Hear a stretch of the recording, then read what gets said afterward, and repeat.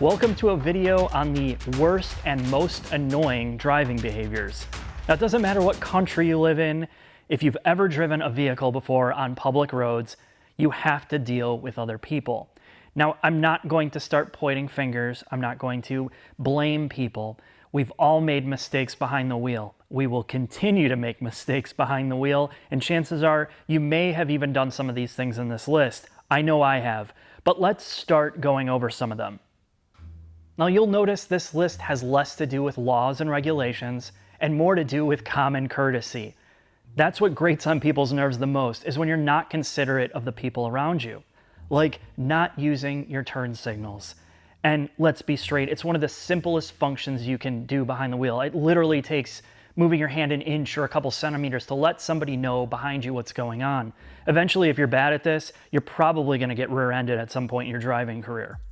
Next up is one of the most annoying things in existence: driving side by side with another vehicle going the same speed.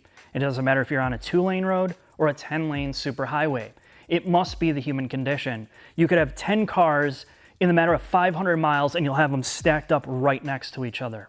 So the best way to avoid this, if you do it, is treat all the left lanes as passing lanes. Always stay to the far right until you have to pass. Move around them and get back into the right lane. This can also help you with speeding tickets, but it's definitely one of the most annoying things because it impedes traffic flow when you're just sitting there next to somebody.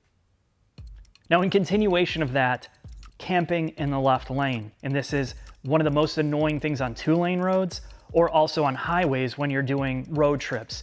You'll be kind of picking up a good pace and you'll come upon that one car, and it always seems to be a Prius that's just sitting in the left lane for no reason.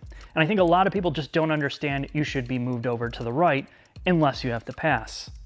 Now, one of the biggest traffic disruptors and annoyances are people that slow down when they merge. And this is a big deal on the highway.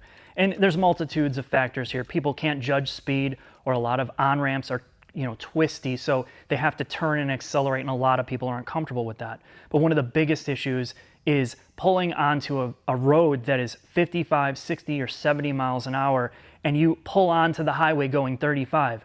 Now you're causing the traffic not only to have to slow down for you, or to slam on their brakes or move over. Not only that, is it makes it unsafe for the person that's stuck behind you and you're just putting along. So try to get your vehicle up to the speed limit to merge onto the highway. It just makes things easier for everybody. Now, this is one that most everybody's come upon. Either you've done it yourself or you've been subjected to this nonsense. That is speeding up when somebody is trying to pass you. Now, whether you're on a rural road, 2-lane road where it gets dangerous, or you're on a highway, people do not like to be passed, namely in the United States. Instead of just slowing up and letting the person go around you and let them go on their way, no. In the middle of a pass, somebody will slam on the accelerator and speed up so they can't pass. Or on the highway, as soon as somebody tries to go around them, they speed up so they can't get by. It's just a massive annoyance, and some people aren't even aware that they're doing it. Now, this one is one of my personal pet peeves, and that is people that slow down excessively for every single turn. Now, I'm not talking about driving through the mountains or when there's 10 inches of snow on the ground. Of course, you want to drive safe for the conditions. But to drop 15 miles an hour off the speed limit for a slight bend in the road is just ridiculous. This next one is something that we've all experienced or done ourselves. And it's usually because you're not paying attention, or you're distracted, or maybe you're just afraid to drive. Driving under the speed limit. And there's really no excuse for this in good conditions. In fact, for the people that don't even want to be in a car, they hate driving, don't drive slower than you need to, because you're just taking away from the rest of your life when you can be doing something else. That 10 miles an hour under the speed limit over the course of 10, 15 years can accumulate into literally days of your life disappeared. So just keep up the pace. Here's another one. You may have done it. I have done it, definitely on a right turn when you have a green arrow. You kind of stop because you're not paying attention to the arrow, you're more concerned with traffic flow. And while they can be safe, it's not particularly safe when you have cars stacked up behind you and you stop on a green. And I've had this happen to me where somebody went through a green and then panicked in the middle of the intersection, slammed on the brakes, and I rear-ended them. I actually did that in a press car. So this is something to be aware of. Pay attention to the signals. On to the next one, which can be a bigger deal depending on where you live. Crossing a double yellow in a turn.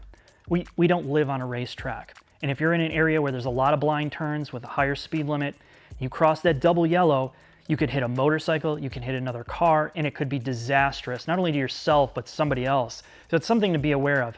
You know, if you want to do spirited driving, take it to a racetrack. Or if you're just oblivious, stay within the lines. Now this next one is a lot about common courtesy. It's happened to me a lot, namely driving on rural roads. I could be the only one on the highway for miles either direction, and then all of a sudden, someone pulls out in front of you and then doesn't speed up. Now this one blows my mind because they could have just easily waited for me to go. Nope, but instead they pull out in front, which is okay, but then they don't speed up and I have to slam on my brakes or almost hit them sometimes.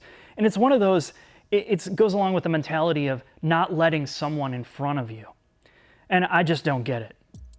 This is another classic, and I think we've all done this. You don't know where the hell you're going. You're looking for an address, you're looking for where a building is, and you just keep stopping, and there's traffic stacked up behind you. You keep stopping and looking. You may turn on your turn signal to turn a couple times, but then you don't turn. And this is just one of the most annoying driving behaviors ever. If you don't know where you're going, pull off and wave people by so you can kind of figure out and get your bearings. Now this next one's a big deal. We've all done it. We're going to continue to do it because we're flawed as human drivers. And that is riding the brakes on the highway for no reason. Now this has been studied greatly. And when you hit the brakes and you just keep tapping them because either you can't judge the speed or you're not paying attention, you cause this chain reaction or the rubber banding effect. You hit the brakes, people behind you hit the brakes, and it can go miles down the chain and traffic starts to do this, slows down and contracts. So the best way to do it is pay attention, obviously, which you're not going to do. Move over and give yourself more room in front of you. And just understand how your car deaccelerates when you lift off the gas. The car will slow down on its own, but learn it instead of hitting the brakes all the time.